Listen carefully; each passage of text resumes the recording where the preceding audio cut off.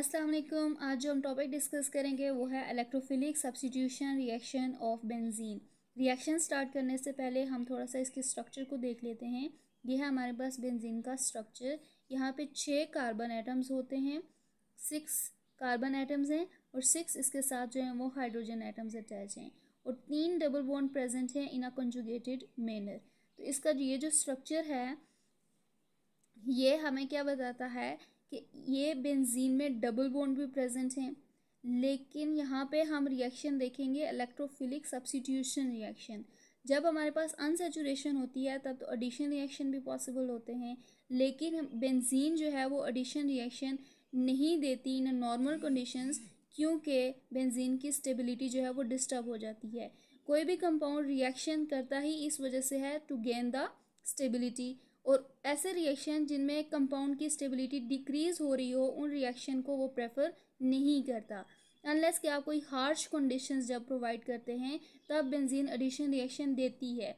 लेकिन नॉर्मली जो reaction benzene के होते हैं वो हैं इलेक्ट्रोफिलिक सब्स्टिट्यूशन रिएक्शंस। तो हमारे पास इलेक्ट्रोफिलिक सब्स्टिट्यूशन रिएक्शन कौन कौन से हैं जो बेंजीन करती है वो हम देखेंगे, लेकिन उससे पहले हम एक जनरल रिएक्शन देख लेते हैं कि कोई भी इलेक्ट्रोफाइल बेंजीन के साथ कैसे रिएक्शन देता है। अब इलेक्ट्रोफाइल क्या होता है हमारे पास? इलेक्ट्रोफाइल इलेक्ट्रॉन लविंग स्पीशी को हम कहते हैं और उसको हम रिप्रेजेंट करते हैं ई पॉजिटिव के साथ। इलेक्ट्रोफाइल पे हमेशा जो है वो पॉजिटिव चार्ज होगा, ये शो करता है कि ये इलेक्ट्रॉन डेफिशिएंट स्पीशी है। और न्यूक्लियोफाइल हमारे पास वो होता है जिसके पास इलेक्ट्रॉन डेंसिटी ज़्यादा होती है और उसको हम नेगेटिव चार्ज से रिप्रेजेंट करते हैं। उसके ऊपर हमारे पास नेगेटिव चार्ज आता है जो कि शो करता है कि इसके पास इलेक्ट्रॉन ज़्यादा हैं। और जनरल रिएक्शन हम देखेंगे कि कैसे न्यूक्लियोफाइल जो है वो इलेक्ट्रोफाइल पे अटैक करता है और क्या इसमें मैकेनिज्म होता है सारा। जितने भी हमारे पास इलेक्ट्रोफिलिक सब्स्टिट्यूशन रिएक्शन होंगे वो इसी जनरल मैकेनिज्म को फॉलो करके होंगे। तो सबसे पहले हम जनरल मैकेनिज्म देखते हैं कि क्या होगा इसका। ये है हमारे पास बेंजीन का मॉलिक्यूल। तो बेंजीन को हम सिंपली ऐसे ही रिप्रेजेंट करेंगे कि ये हाइड्रोजन एटम हम यहाँ पे नहीं शो करेंगे, इस जस्ट यहाँ पे हम डबल बॉन्ड शो करते हैं। This is a benzene structure. इसके साथ हमारे पास इलेक्ट्रोफाइल आएगा। अब क्या होगा कि ये जो डबल बॉन्ड वाली पोजीशन है ये अटैक करेगी इस इलेक्ट्रोफाइल पे। हमेशा जो अटैक होता है वो न्यूक्लियोफाइल करता है इलेक्ट्रोफाइल पर। इलेक्ट्रोफाइल कभी भी न्यूक्लियोफाइल पर अटैक नहीं कर सकता। और इसमें ये जो डायरेक्शन ऑफ एरो है कि कहाँ से ये स्टार्ट हो रहा है, कहाँ पे ये एंड हो रहा है, ये भी बहुत इंपॉर्टेंट है, क्योंकि अगर ये एरो की डायरेक्शन आप गलत करेंगे तो आपको पूरा का पूरा मैकेनिज्म जो है वो गलत हो जाएगा। तो यहाँ पे ये पोजीशन हमारे पास डबल बॉन्ड अटैक करेगा इलेक्ट्रोफाइल पे, तो इस पे एक हाइड्रोजन भी है। यहाँ पे हमने जो है वो शो नहीं किया हुआ, लेकिन यहाँ पे हर पोजीशन पे एक हाइड्रोजन एटम अटैच है। अब अगर हम देखें तो इस बॉन्ड पे एक इलेक्ट्रोफाइल आ गया है और एक हाइड्रोजन एटम है, लेकिन यहाँ पर पॉजिटिव चार्ज आ जाएगा। क्यों? क्योंकि ये डबल बॉन्ड जो था ये दोनों कार्बन शेयर कर रहे थे, ये कार्बन भी और ये कार्बन भी। अब ये बॉन्ड यहाँ से ख़त्म हो गया है तो इस कार्बन की वैलेंसी तो पूरी हो जाएगी क्योंकि इसके साथ इलेक्ट्रोफाइल आके अटैच हो गया है, लेकिन इस कार्बन पे डेफिशिएंसी हो गई है जिसकी वजह से हमने यहाँ पे पॉजिटिव चार्ज लगा दिया है और बाकी सारे के सारे बॉन्ड जो हैं वो ऐसे ही रहेंगे। ठीक हो गया। अब नेक्स्ट स्टेप में क्या होगा कि ये वैलेंसी इसको पूरा करने के लिए ये हाइड्रोजन का बॉन्ड जो है वो यहाँ पे वापस शिफ्ट हो जाएगा। अब यहाँ से एरो आपने स्टार्ट करना है और इस पे एंड करना है। जब ये होगा तो दोबारा से ये बॉन्ड यहाँ पर आ जाएगा, ये बॉन्ड यहाँ पे दोबारा आ गया है और बाकी ऐसे ही रहेंगे। और अब हाइड्रोजन की जगह यहाँ पे क्या आ गया है? इलेक्ट्रोफाइल, क्योंकि हाइड्रोजन ने ये बॉन्ड जो है वो ब्रेक कर लिया है और H पॉजिटिव बनाएगा। अब ये जो H पॉजिटिव है किसी भी नेगेटिव स्पीशी के साथ रिएक्ट करके कोई और कंपाउंड बना देगी, तो यहाँ पे इलेक्ट्रोफाइल जो है वो सब्स्टिट्यूट हो गया है। सारे के सारे इलेक्ट्रोफिलिक सब्स्टिट्यूशन रिएक्शन जो है वो यही मैकेनिज्म फॉलो करेंगे। सबसे पहले क्या होगा कि न्यूक्लियोफाइल अटैक करेगा इलेक्ट्रोफाइल पे, नेक्स्ट स्टेप में हाइड्रोजन का बॉन्ड ब्रेक होगा और ये दोबारा से यहाँ पे शिफ्ट हो जाएगा। और यहाँ पे देखें अब इलेक्ट्रोफाइल जो है वो इसकी जगह हाइड्रोजन की जगह आ गया है। बेंजीन जो है वो 5 तरह के इलेक्ट्रोफिलिक सब्स्टिट्यूशन रिएक्शन देती है। नंबर 1 वो देती है नाइट्रेशन। हम पढ़ेंगे nitration of benzene. Secondly sulphonation.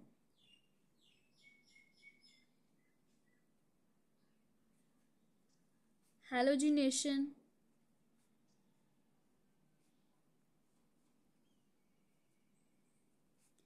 Friedel-Crafts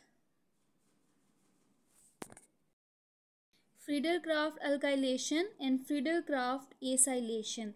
अब नाइट्रेशन हमारे पास क्या होती है, introduction of nitro group on the benzene ring is called nitration. Nitro group होता है हमारे पास NO2। NO2 जब हम बेंजीन रिंग पे लगा दें इसका मतलब है कि उस बेंजीन रिंग की हमने नाइट्रेशन की है। अगर हम सल्फोनेशन हमारे पास क्या होगी कि sulphonic acid group that is SO3H अगर आप उसके साथ लगा दें तो वो हो जाएगी सल्फोनेशन ऑफ बेंजीन।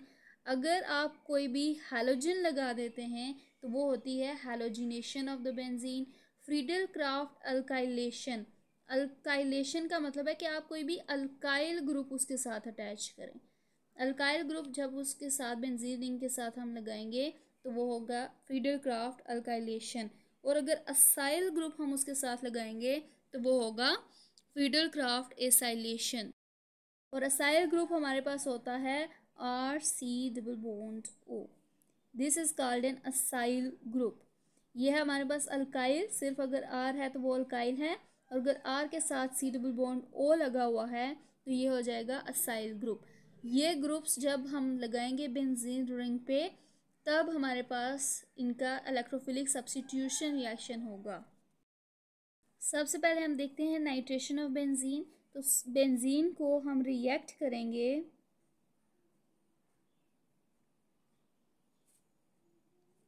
HNO3 के साथ in the presence of H2SO4।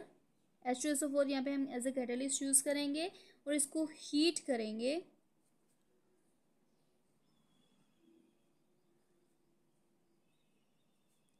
तो यहाँ पर नाइट्रो ग्रुप जो है वो लग जाएगा NO2 और इसके साथ water as a by product produce होगा। ये हो जाएगी नाइट्रेशन ऑफ द बेंजीन। ये इसका मेन रिएक्शन है नाइट्रेशन ऑफ द बेंजीन का। मैकेनिज़्म अभी हम इसको नहीं करेंगे क्योंकि मैकेनिज़्म के लिए हम एक सेपरेट वीडियो बनाएंगे। इस वीडियो में जस्ट हम मेन रिएक्शंस जो हैं वो पढ़ेंगे कि कौन कौन से रिएक्शन जो है वो बेंजीन देती है following the electrophilic substitution reaction mechanism. तो ये हमारा हो गया नाइट्रेशन, जिसमें कि ये HNO3 के साथ रिएक्ट करेगी in the presence of H2SO4। इसमें HNO3 और H2SO4 आपस में रिएक्ट करके इलेक्ट्रोफाइल बनाएंगे जो कि NO2 है। इसमें मेन इलेक्ट्रोफाइल जो है वो है NO2। फिर बेंजीन रिंग जो है वो अटैक करेगी NO2 पर और ये हाइड्रोजन जो है वो लीव कर जाएगा और NO2 यहाँ पे आ जाएगा। जैसे हमने जनरल मैकेनिज़्म देखा है वही सारा मैकेनिज़्म इसमें फॉलो होगा, सिर्फ जो है वो चेंज किया है कि HNO3 और H2SO4 आपस में रिएक्ट करके NO2 इलेक्ट्रोफाइल बनाएंगे। नेक्स्ट रिएक्शन हम देखते हैं। नेक्स्ट है हमारे पास जी सल्फोनेशन। सल्फोनेशन हमारे पास होता है introduction of SO3H on the benzene ring. मतलब बेंजीन रिंग को हम ट्रीट करेंगे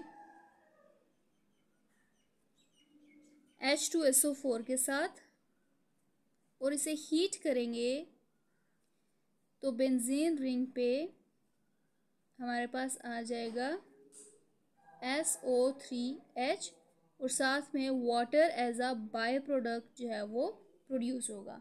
इसमें भी सारा मैकेनिज़्म जो है वही वाला फॉलो होगा जो फॉलो हो रहा था इलेक्ट्रोफिलिक सब्स्टिट्यूशन रिएक्शन में।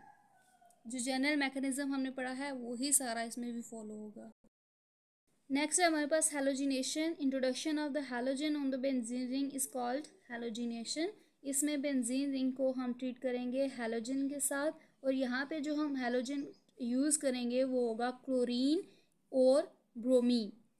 इसको हम ट्रीट करेंगे क्लोरीन या ब्रोमीन पे। यहाँ पे हमारे पास जो X है दैट इज़ क्लोरीन और ब्रोमीन, क्योंकि आयोडीन के साथ जो है वो रिएक्शन बहुत स्लो होता है और फ्लोरीन के साथ रिएक्शन बहुत फास्ट होता है, तो वो कंट्रोल हम नहीं कर सकते।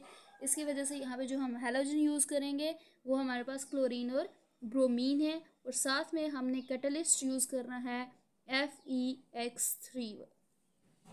अगर आप क्लोरीन यूज़ कर रहे हैं तो FeCl3 हो जाएगा, अगर आप यहाँ पे ब्रोमीन यूज़ कर रहे हैं तो ये FeBr3 हो जाएगा। एक्स यहाँ पे क्या रिप्रेजेंट कर रहा है, हैलोजन को। यहाँ पर हमारे पास क्या हो जाएगा, सब्स्टिट्यूशन हो जाएगी, और यहाँ पर हैलोजन क्लोरीन या ब्रोमीन अटैच हो जाएगा, और साथ में HX as a by product produce होगा। नेक्स्ट है हमारे पास रीडरक्राफ्ट अल्काइलेशन। अल्काइलेशन का मतलब है introduction of alkyl group on the benzene ring. यहाँ से हम बेंजीन को रिएक्ट करवाएंगे अल्काइल हैलाइड के साथ।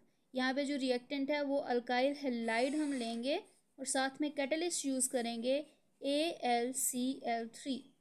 ये एज अ कैटलिस्ट बिहेव करेगा और इसके साथ रिएक्ट करके इलेक्ट्रोफाइल जनरेट करेगा, और फिर benzene ring on the electrophile जो कि अल्काइल होगा उस पर अटैक करके इसके साथ लग जाएगा।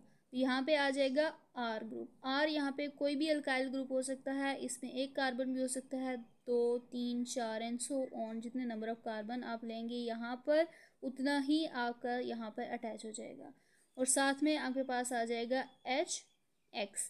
यहाँ पे हैलाइड कोई भी हो सकता है। नेक्स्ट है हमारे पास जी फीडरक्राफ्ट एसाइलेशन। एसाइलेशन हमारे पास क्या होता है, इंट्रोडक्शन ऑफ असाइल ग्रुप। ये है हमारे पास असाइल ग्रुप। इसको हम कैसे इंट्रोड्यूस करेंगे ऑन द बेंजीन के बेंजीन को हम रिएक्ट करवाएंगे असाइल हैलाइड के साथ। असाइल और इसके साथ हैलाइड, क्लोरीन ब्रोमीन कुछ भी हो सकता है। यहाँ पे तो हमने Cl यूज़ किया है, मतलब क्लोरीन यूज़ किया है। ये हमारे पास क्या होगा कि ये इससे डी अटैच हो जाएगा, और ये acyl group as an electrophile behave करेगा, और कैटलिस्ट हम यहाँ पे यूज़ करेंगे AlCl3। ये रिएजेंट और कैटलिस्ट आपस में रिएक्ट करेंगे और इलेक्ट्रोफाइल जनरेट करेंगे, फिर बेंजीन इस इलेक्ट्रोफाइल पे अटैक करेगी और प्रोडक्ट प्रोड्यूस करेगी। यहाँ पे जो अटैच होगा वो C डबल बॉन्ड इसके साथ आएगा। यहाँ पे आएगा C डबल बॉन्ड O, और इसके साथ R आएगा ऐसे। ये हमारे पास क्या है कि बेंजीन ने असाइल हैलाइड के साथ रिएक्ट किया है in the presence of AlCl3, और हमारे पास प्रोडक्ट प्रोड्यूस हुई है। यहाँ पे R की जगह जो है वो कोई भी अल्काइल ग्रुप आप यूज़ कर सकते हैं। यहाँ पे एक कार्बन भी हो सकता है, 2 कार्बन भी हो सकता है, depending on the number of carbon atom आप प्रोडक्ट को नेम कर सकते हैं। यहाँ पे जो कि हमें नंबर ऑफ कार्बन आइटम इसमें नहीं पता, तो हम सिंपली इसको नेम कर देंगे, ये है हमारे पास असाइल बेंजीन। अगर हमें नंबर ऑफ कार्बन आइटम पता हो तो फिर हम जो है वो इसका स्पेसिफिक नेम देंगे। यहाँ तक के लिए हमारे पास ये कंप्लीट हो गया है, क्योंकि इसके जो मैकेनिज़्म हैं वो सब के मैकेनिज़्म जो है वो यहाँ पे कंप्लीट नहीं हो सकते थे, तो हम उन पे एक सेपरेट वीडियो बनाएंगे हर एक के मैकेनिज़्म पे। यहाँ तक अगर आपको कोई चीज़ समझ नहीं आई तो आप पूछ सकते हैं। Thank you so much.